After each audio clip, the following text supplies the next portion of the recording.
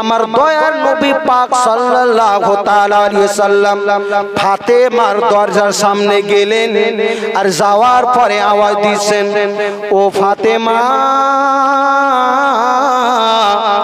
মারে বাড়িতে আছো কি রে মা? হায় রে ফাতেমা, দু চোখের পানি ফেলে ঘর থেকে যেন আওয়াজ দিচ্ছেন, আব্বা জান আব্বা জান একটা কথা বলবো গো আব্বা, আমার নাম তো হচ্ছে ফাতেমা, কিন্তু আমাকে যখন তুমি ডাকো মা মা কেন বলো গো আব্বা? আমাকে মা বলে কেন ডাকো গো আব্বা? ওই সময়তে আমার দরদি নবী পাক সাল্লাল্লাহু তাআলা আলাইহি সাল্লামের দু চোখের পানি ঝরে ঝরে জমিনে পড়ে গেল। ফাতেমা মারে, এই জন্য তোমাকে মা বলি রে আম্মা, তোমাকে এই জন্য আমি মা বলি। তোমার চেহারা যখন দেখি রে মা, আমার মা আমিনার কথা আমার মনে হয়ে যায়। আমি যখন 6 বছর ছিলাম, আমার মা জননী আমার থেকে যেন দুনিয়া থেকে বিদায় নিয়েছেন। আমি যখন 8 বছরের হলাম, ওই সময়তে আমার সেই দাদু জান হযরত আব্দুল মুত্তালিব দুনিয়া থেকে বিদায় নিলেন। মারে, আমার মায়ের কথা অনেক মনে পড়ে রে মা। তোমাকে যখন দেখি রে মা, আমার মায়ের যন্ত্রণা বেদনা আমার দূর হয়ে যায়, আমার মনে দুঃখ কষ্ট দূর হয়ে যায়। যখন তোমাকে আমি দেখিনি, আমার মনের যন্ত্রণা বেদনা সকল আমি ভুলে যাই। এই জন্য মা তোমাকে আমি মা মা বলি। হায় রে মুসলমান, কিন্তু দয়ার নবী মুস্তাফা বললেন, মা তুমি কি একটু বাইরে আসতে পারবে? কেন গো আব্বা জান, কেন আমি আসবো না? মা রে, একটা কথা শোনো রে মা, আমার সঙ্গে একজন সাহাবী আছে। হ্যাঁ আব্বা জান বলুন। ওগো আমার মা, সেই সাহাবী দু চোখে দেখতে পাই না, দু চোখ দিয়ে অন্ধ। মারে, তুমি কি একটু সামনে এসে আমার সামনে কথা বলবে? আমার সে ফাতেমা বলতে লাগলেন, ইয়া রাসূলুল্লাহ, ইয়া হাবিবাল্লাহ, নবী গো, এখন আমি আপনার সঙ্গে আপনি আমাকে ক্ষমা করবেন, এখন আমি আপনার সঙ্গে দেখা করতে পারবো না। কেন রে মা, কেন? এই জন্য গো আব্বা জান, আপনার সঙ্গে অন্যজন একজন পুরুষ রয়েছে, অন্যজন একজন রয়েছে গো আব্বা, আমি আপনার সঙ্গে এই সমাতে কথা বলতে পারবো না গো আব্বা, আপনি একাই আসুন আব্বা, আমি আপনার সঙ্গে কথা বলবো। হায় রে মুসলমান, আমার দয়ার নবী পাক সাল্লাল্লাহু তাআলা আলাইহি ওয়াসাল্লাম যখন মুসলমান বাড়ি আসলেন, ওই সাহাবীকে রেখে দিয়ে রে বাবা, আবার দরদি নবী পাক সাল্লাল্লাহু তাআলা আলাইহি ওয়াসাল্লাম রাস্তাটাকে ধরতে লেগেছেন। আবার যাবেন মায়ের বাড়িতে, আবার যাবেন খাতুনে জান্নাতের বাড়িতে। আবার নবী পাক আমার গিয়ে একটাই আওয়াজ দিচ্ছেন, মা মারে, আমি একাই আছি রে মা, তুমি একবার দরজাটা খুলো, তোমার চেহারাটা দেখার জন্য আমার মনটা ভালো করে না রে মা। আমার নবী পাক, হায় রে, আজকে আমাদের বাবারা যখন মেয়েকে ভালোবাসে, এ ভালোবাসাটা কোথায় থেকে পেল? আমার দয়ার নবী পাক, হায় রে, খাতুনে জান্নাত মা ফাতেমাকে এত ভালোবাসতেন, এত ভালোবাসতেন রে বাবা। যখন মুসলমান যখন বেরাদার ফাতেমা বড় হতে লাগলেন, ওই সময়তে ফাতেমার বিয়ের প্রস্তাবটা আসতে লাগলো। কোথায় কোথায় থেকে প্রস্তাব, কোন গরিব লোকের প্রস্তাব নাই, মক্কা নগরের রে বাবা, হায় রে ধনী ধনী লোকেরা, জানো বড় লোক লোকেরা, হায় রে খাতুনে জান্নাতকে জানো বউ পাওয়ার জন্য, স্ত্রী করার জন্য প্রস্তাব পাঠাতে লাগলো। কিন্তু দয়ার নবী পাক আমার বলতে লাগলেন, না না না, আমার মায়ের বিবাহ, খাতুনে জান্নাতের বিবাহ আমি অন্য কোন লোকের সঙ্গে দেব না। খাতুনে জান্নাতের বিবাহ আমি দেব যাকে আমি শুধু না আমার আল্লাহ তাআলা জিনাকে ভালোবাসবে। আমার শুধু ভালোবাসাতে আমি বিয়ে দেব না, আমার আল্লাহ তাআলাও যাকে ভালোবাসবে তাকে আমি বিয়ে দেব। হায় রে মুসলমান, হযরতে আবু বকর আসলেন, ইয়া রাসূলুল্লাহ, ইয়া হাবিবাল্লাহ, নবী গো, আমাকে একটা ভয় লাগছে কথা বলতে। কি কথা তুমি বলো। হায় রে মুসলমান, আবু বকর নিজের মস্তকটাকে নিচু করে রয়েছেন। ইয়া রাসূলুল্লাহ, ফেদা কাবি উম্মি, ইয়া রাসূলুল্লাহ, নবী গো, আমার মা বাপ আপনার কদম তলে কুরবান, একটা কথা বলুন, আমি আপনার মেয়ে খাতুনে জান্নাতকে বিবাহ করার প্রস্তাব দিলাম। ইয়া রাসূলুল্লাহ, ইয়া হাবিবাল্লাহ, নবী গো, আমার বিবাহটাকে আপনি কবুল করবেন, আমার প্রস্তাবখানা কবুল করবেন। আমার দয়ার নবী পাক বললেন, ও আবু বকর, তুমি যাও, তোমাকে আমি পরে জবাব দেব। হায় রে আবু বকর বলতে লাগলেন, আমার দয়ার নবী পাকের চেহারা দেখে আমি বুঝে গেলাম আমার সঙ্গে আমার দয়ার নবী মুস্তাফা তিনার ছোট কন্যা খাতুনে জান্নাতের বিবাহ দেবে না।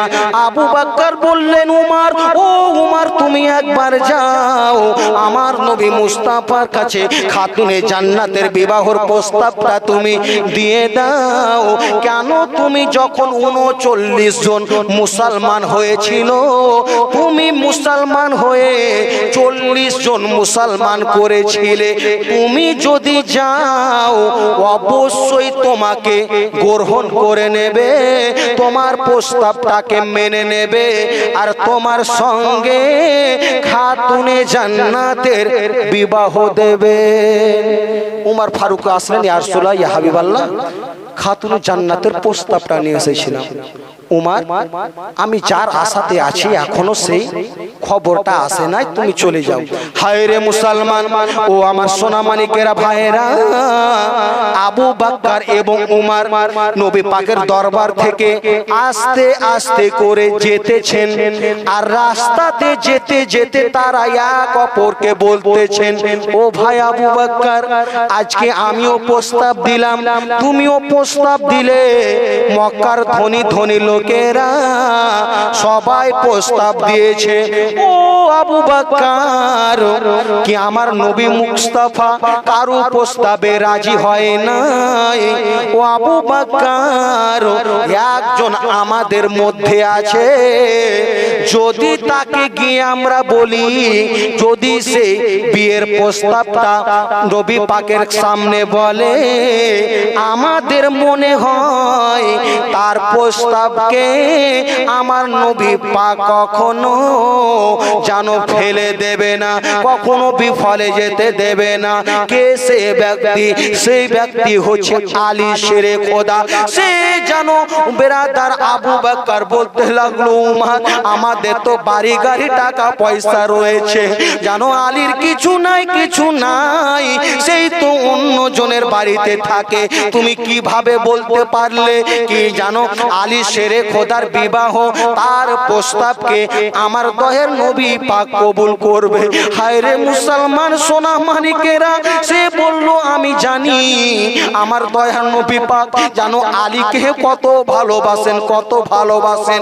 যখন আলী শেরে শেরে খোদা জন্মগ্রহণ করেছিলেন। হায় রে মুসলমান, একদিন দুদিন নয়, 3 দিন পর্যন্ত চোখটাকে খুলে নাই রে বাবা। ওই সমাধি আমার নবী পাক সাল্লাল্লাহু তাআলা আলাইহি ওয়াসাল্লাম যখনই গেলেন, হায় রে দেখতেছেন চাচি জানের চোখে জল, চাচা জানের চোখে জল। কি গো চাচা, কি হয়েছে? এই তো আমাদের একটা সন্তান হয়েছে, চোখ যেন সুন্দর, চেহারাটা অনেক সুন্দর, কিন্তু এত সুন্দর সন্তান, অনেক কান্না করে সন্তানটাকে পেয়েছি, কিন্তু আজকে 3 দিন হয়ে গেল এখনো চোখ খুলে নাই। নবী পাক বলতেছেন আমার কোলে দাও। কসম খোদার করে বাবা, যখনই নবী পাক নিজের কোলে নিলেন, ওই আলী শেরে খোদা নবী পাকের চেহারা দেখে একটি মুচকি হাসি দিয়ে দিলেন। ওই আলী শেরে খোদা বিরাদার ইসলাম আমার দয়ার নবী পাক সাল্লাল্লাহু তাআলা আলাইহি ওয়াসাল্লামকে কত ভালোবাসতেন। ওই বিরাদার আলী শেরে খোদা আমার নবী পাক সাল্লাল্লাহু তাআলা আলাইহি ওয়াসাল্লামের কাছে বিবাহর প্রস্তাব দিলেন। বাবা নবী পাক যেন বিবাহর প্রস্তাবকে কবুল করলেন। আমার আল্লাহ তাআলাও যেন ইলহাম করলেন, ওহীর মাধ্যমে জানিয়ে দিলেন কি আলীকে আমিও ভালোবাসি। বিরাদার ইসলাম মুআজ্জাজ সামনে ইকরাম, ওই আলী শেরে খোদা রাদিয়াল্লাহু তাআলা আনহু আমার সেই নবী পাকের কন্যা ফাতেমাতু জাহরা রাদিয়াল্লাহু তাআলা আনহাকে বিরাদার ইসলাম মুআজ্জাজ সামনে ইকরাম বিবাহ করে বিরাদার ইসলাম নিজের জীবনকে, নিজের জিন্দেগিকে কাটাতে লাগলেন। ও মুসলমান বাবাজি বন্ধুগণ আমার, আমি আর আমার বক্তব্যকে বাড়াবো না। অনেক কিছু আপনাদের সম্পর্কে আমি রাখলাম, অনেক কিছু আপনারা নবী পাক সাল্লাল্লাহু তাআলা আলাইহি ওয়াসাল্লাম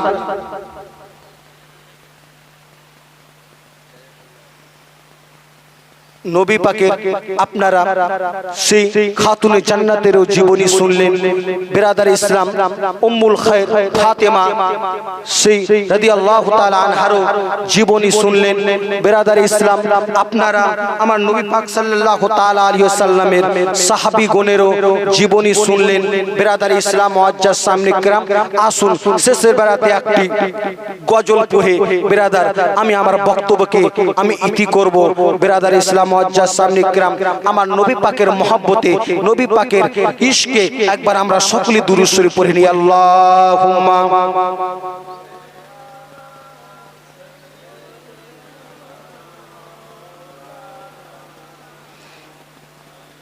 দওয়ালা ওয়ালে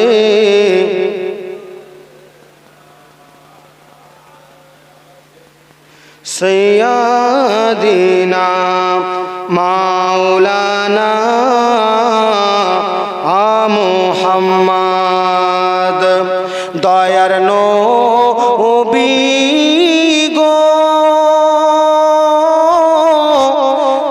ডাকে আশিক তোমার, সারা দাও না গো একবার।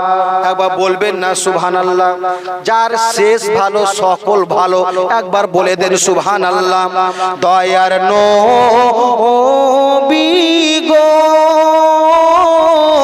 ডাকে আশিক তোমার, সারা দাও না গো একবার। দিওয়ানা হয়ে কাঁদি একবার, ও দেখা দাও না গো একবার।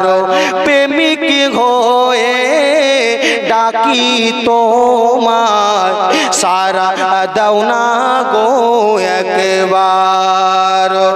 যেদিন প্রথম যেদিন আসলে ভবে হুরু ফরিশতা দুরুদ পড়ে গায় খো গৌরবে। একবার বলে দেন সুবহানাল্লাহ। প্রথম যেদিন আসলে ভবে হুরু ফরিশতা দুরুদ পড়ে গায় খো গৌরবে। দুরুদ পড়ে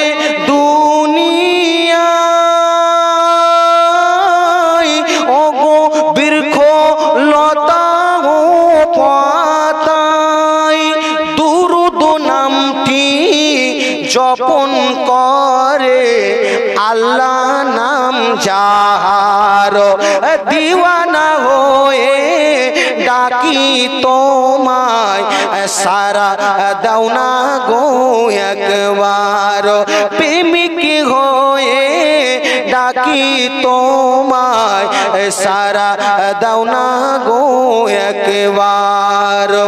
কিয়ামতের ওই কঠিন দিনে, কিয়ামতের ওই কঠিন দিনে দয়ার নবী নিজের উম্মত নেবেন গো চিনে।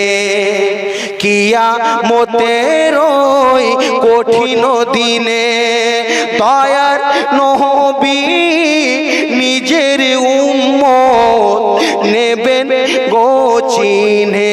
কেন তাদের চেহারা হবে নূরময়, যারা নবীর দুরূদ গায়, তাদের চেহারা হবে নূরময়, যারা নবীর দুরূদ গায়। দাঁড়িয়া ফিরিয়া যাবে না তারা ও গো দোজখ মাজার, দিওয়ানা হয়ে ডাকি তোমায় সারা দাও না গো একবার। নবী হবেন জামিনদার, দাঁড়িয়ে ফিরিয়ে দেখবেন না উনি ও গো রহমতের ভান্ডার। বলেন সুবহানাল্লাহ। নবী হবেন জামিনদার, দাঁড়িয়ে ফিরিয়ে দেখবেন না উনি ও গো রহমতের ভান্ডার।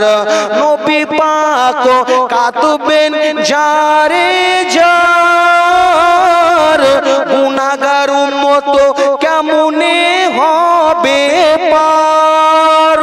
পুল সিরাতের রাস্তা হবে ও গো চুলের চাইতো ধার, ও গো গুনাহগার হয়ে ডাকি তোমায় সারা দাও না গো একবার।